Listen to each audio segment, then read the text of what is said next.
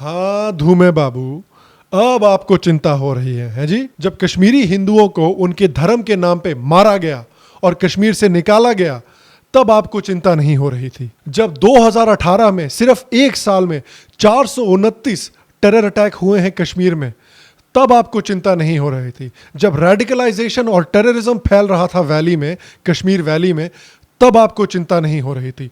अब जब आर्टिकल 370 को हटाया गया है, अब जब कश्मीर के सभी लोगों को बराबर के अधिकार मिले हैं, तब आपको भारत की चिंता हो रही है। कहां से कहां से आते हैं भाई ये लोग?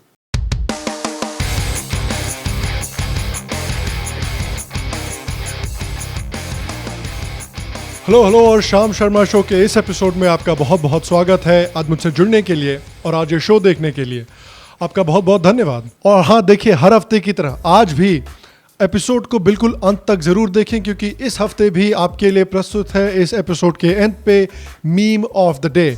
तो इस एपिसोड को पूरा जरूर देखें, अंत तक बिल्कुल जरूर देखें और मीम ऑफ द डे को जरूर एंजॉय करें। और हाँ, तो देखिए, जब से भारत की गवर्नमेंट ने आर्टिकल 370 को हटाया है कश्मीर से, तब से पाकिस्तान की क्या कहते हैं, थोड़ी सी लगी पड़ी है। तो देखिए, पाकिस्तान का ऐसे तो बहुत बुरा हाल है, लेकिन उनको सिर्फ एक जगह से थोड़ा सपोर्ट मिल रहा है, और वो है भारत के लिबरल जर्नलिस्ट। अब देखिए, इससे पहले कि इस वीडियो में मैं आगे बढ़ूं, एक चीज़ कहना बिल्कुल ज़रूरी है कि एक डेमोक्रेसी में अपने लीडर से, अपने नेताओं से सवाल पूछना बहुत ज़रूरी है।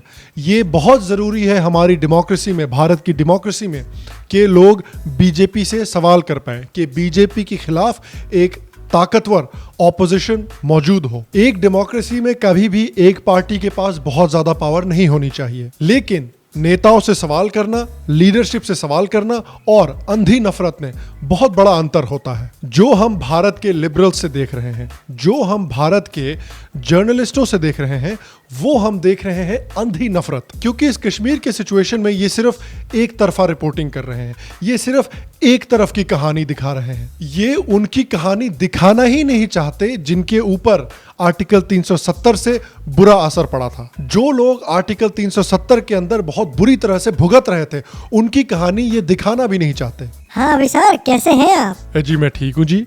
आपने खबर देखी? हाँ जी बिल्कुल देखिए, आर्टिकल 370 को हटा दिया गया है। अब देखिए, आर्टिकल 370 को हटाने में काफी बड़े बड़े कॉम्प्लेक्स डिसीजन लगाए गए हैं जी। काफी लोगों की जिंदगियों के ऊपर असर आया है, काफी अलग अलग चीजों के ऊपर इफेक्ट आया है। हाँ जी, आप बिल्कुल सही कह रही हैं जी। तो हमें इस मुद्दे की सारी चीजों के ऊपर फोकस करना चाहिए। कश्मीर की औरतों के बारे में, SC/ST के बारे में, लद्दाखियों के बारे में, कश्मीर के हिंदुओं के बारे में, जम्मू के लोगों के बारे में, जिनकी ज़िंदगी अब इतनी बेहतर हो गई है, जो आर्टिकल 370 के अंदर इतनी डिस्क्रिमिनेशन झेलते थे। हमें इन सब को भी कवर करना चाहिए ना।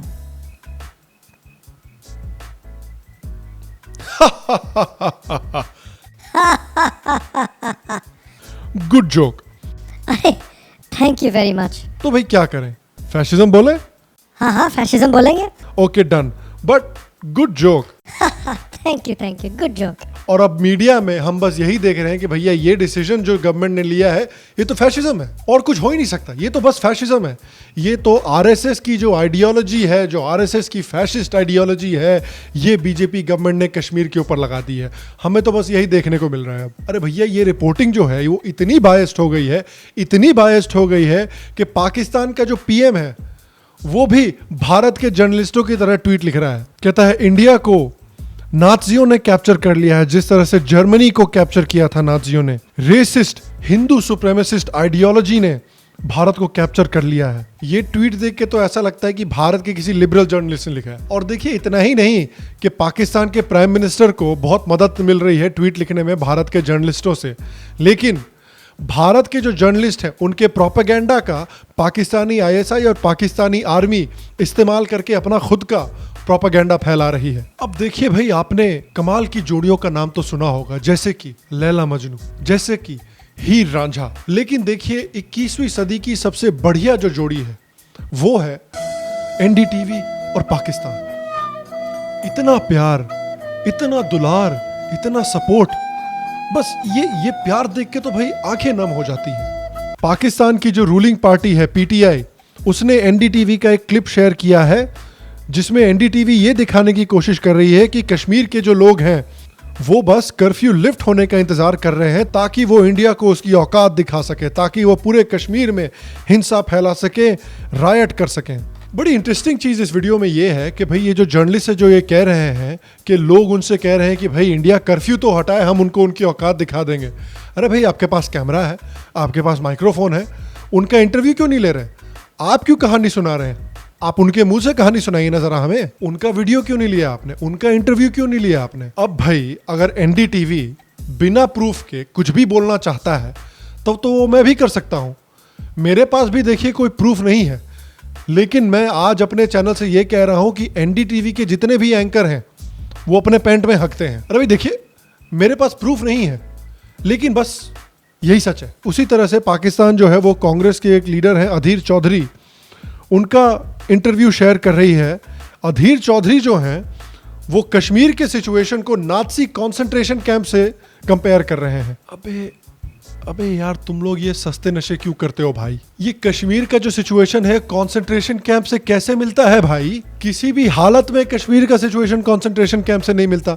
लेकिन अब अगर आप इस तरह की बकवास करोगे तो पाकिस्तान को तो फ्री का प्रोपेगेंडा मिल गया ना। उसी तरह से पाकिस्तानी जर्नलिस्ट हामिद मीर जो है वो अभिसार शर्मा का वीडियो शेयर कर रहा है जहां पे अभिसार शर्मा लोग मजाक कर रहे हैं, लोग मीम बना रहे हैं, उसको इतना सीरियसली ले रहा है कि भाई कोई सच्चाई हो गई। मुझे शर्म आती है दोस्तों, कल से सोशल मीडिया में मैं जिस तरह का संवाद सुन रहा हूं, मैं आपके सामने 3 तस्वीरें पेश करना चाहूंगा और मैं आपको बताना चाहूंगा ये तीनों तस्वीरें पत्रकार ही प्रसारित कर रहे हैं। सबसे पहले आपके सामने शाह डेवलपर्स प्लॉट ही प्लॉट 6000 से 12000 प्रति गज, अनंतनाग, पुलवामा, बारामूला ऑन हाईवे 50% पर रजिस्ट्री कराएं। ये 3 लड़कियां, मैं नहीं जानता हूं कि ये कश्मीर की हैं या नहीं, मगर नीचे लिखा गया है और ये एक खास पॉलिटिकल पार्टी के भक्त जो हैं ये इसे प्रसारित कर रहे हैं। मेरे कुंवारे दोस्तों, करो तैयारी, 15 अगस्त के बाद कश्मीर में हो सकती है ससुराल तुम्हारी।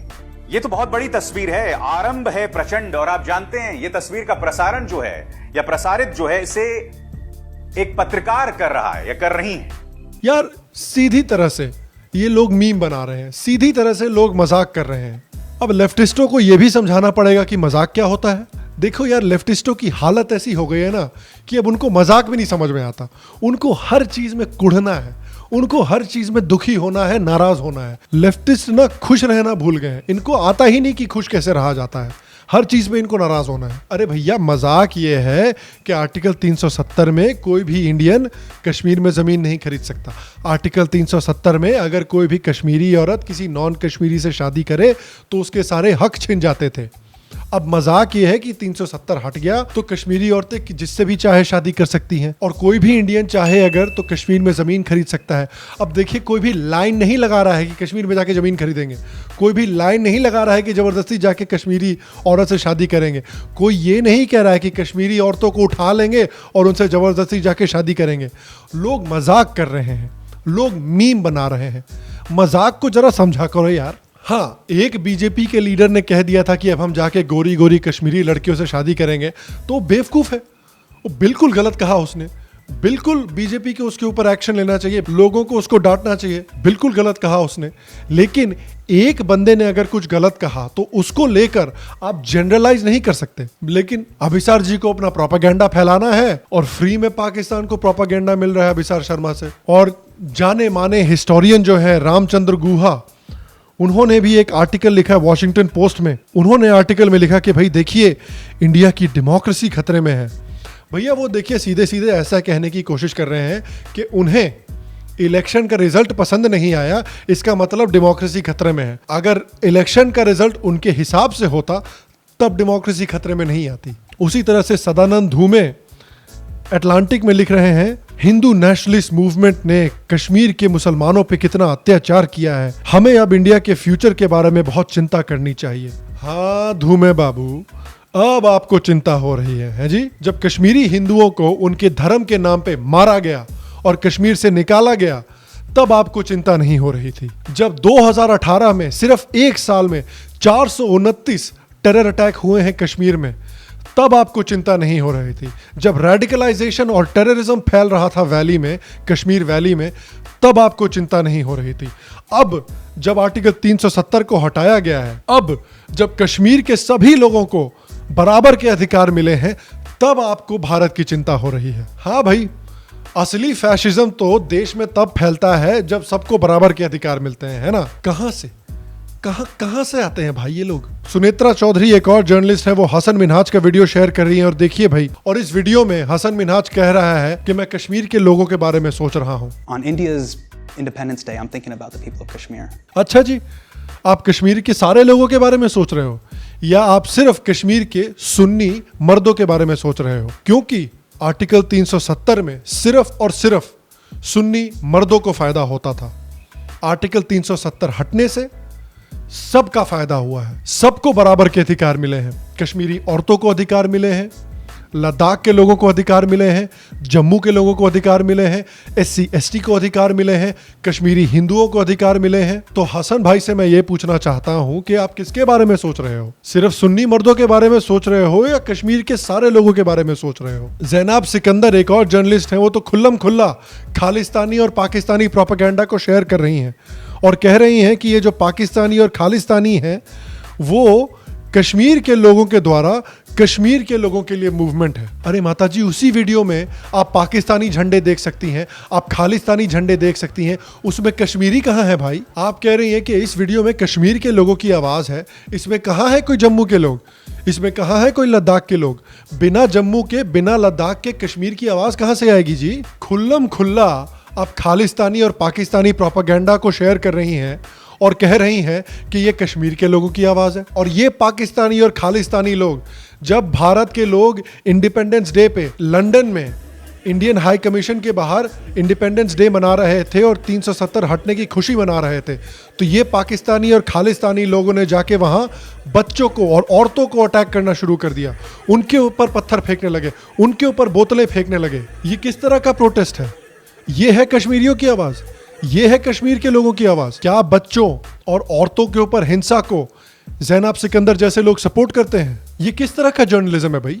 NDTV ऐसे लोगों को सपोर्ट कर रहा है जो कहते हैं कि भाई हम दंगा करेंगे कश्मीर में। अभिसार शर्मा मीम्स के ऊपर और जोक्स के ऊपर, मजाक के ऊपर फेक न्यूज फैला रहा है। देखिए, मुझे लोगों को ऐसे एंटी नेशनल कहना पसंद नहीं है, लेकिन आप खुद सोचिए, अगर आप किसी मुद्दे के बारे में एक तरफा न्यूज़ फैला रहे हैं, अगर आप किसी मुद्दे के बारे में पूरी खबर नहीं बता रहे, आधी खबर बता रहे हैं और फिर अपने गवर्नमेंट के बारे में, अपने देश के बारे में झूठ फैला रहे हैं, और जिस झूठ को पाकिस्तान इस्तेमाल करके अपना प्रोपेगेंडा फैला रहा है, क्या वो एंटी नेशनल काम नहीं हुआ? क्या वो देश हित के खिलाफ नहीं जाता? मैं आपसे पूछना चाहता हूं, इस तरह का एक तरफा प्रोपेगेंडा जो भारत के लिबरल जर्नलिस्ट फैला रहे हैं, इस तरह से जो भारत के लिबरल्स झूठ फैला रहे हैं, क्या ये एंटी नेशनल है या नहीं है? मैं आपसे पूछना चाहता हूं। नीचे कमेंट सेक्शन में मुझे अपने जवाब जरूर बताएं। और जैसा कि मैंने पहले कहा, इस हफ्ते का मीम ऑफ द डे ये रहा। रोज जी अभिसार आपके बारे में अभद्र टिप्पणी करता है और झूठ बोलता है। भाई, जब आपको पता है कि झूठ बोलता है तो फिर क्या भद्र और क्या अभद्र? बाकी उसको इनाम दे तो दिया आज हामिद मीर ने उसका वीडियो ट्वीट करके, तो ठीक है ना। देखो, अपनी अपनी चॉइस है यार। हमको हिंदुस्तान में लोग पसंद कर रहे हैं, हमको हिंदुस्तान के लोग प्यार कर रहे हैं, हम उसमें खुश हैं। जिनको पाकिस्तानियों का प्रेम चाहिए उनको पाकिस्तानियों का प्रेम मिल रहा है। बाकी इतना बता दूं, वीज़ा फिर भी नहीं मिलेगा उसे पाकिस्तान का, प्रेम ही मिलेगा, केवल सूखा। हामिद मीर ट्वीट ही करेगा वीडियो, वीज़ा नहीं दिलवा पाएगा उसे।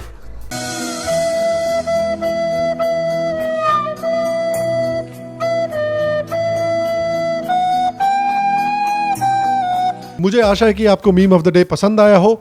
अगर आपको आज का एपिसोड पसंद आया तो प्लीज़ आज के एपिसोड को एक लाइक दें, एक थम्स अप दें। इससे मेरी बहुत मदद होती है, इससे शो की बहुत मदद होती है। और प्लीज़ आज के एपिसोड को शेयर भी ज़रूर करें। अगर आपको श्याम शर्मा शो पसंद है और आप श्याम शर्मा शो को सपोर्ट करना चाहते हैं, और अगर आप श्याम शर्मा शो से एक्सक्लूसिव वीडियो चाहते हैं, तो नीचे पेट्रियन के लिंक पे ज़रूर क्लिक करें, शो के एक पेट्रन बने। इससे आपको श्याम शर्मा शो के एक्सक्लूसिव वीडियो मिलेंगे जो बाकी किसी और को भी मिलते नहीं हैं, सिर्फ और सिर्फ पेट्रन्स को मिलते हैं, और आप श्याम शर्मा शो की मदद भी कर पाएंगे। अगर आपको श्याम शर्मा शो पसंद है, अगर आपको आज का एपिसोड पसंद आया और अभी तक आपने श्याम शर्मा शो को सब्सक्राइब नहीं किया है, अरे अभी तो क्या कर रहे हैं, नीचे सब्सक्राइब बटन पे क्लिक कीजिए और हाँ, बेल आइकॉन को दबाना बिल्कुल भी मत भूलिए। हमारे और भी बहुत सारे वीडियोस हैं यहाँ पर हमारे चैनल पे, उनको भी जाकर ज़रूर आप देखिए। मैं आपको अगले एपिसोड में मिलूंगा और तब तक स्वस्थ रहिए, सुखी रहिए, फिर मिलेंगे।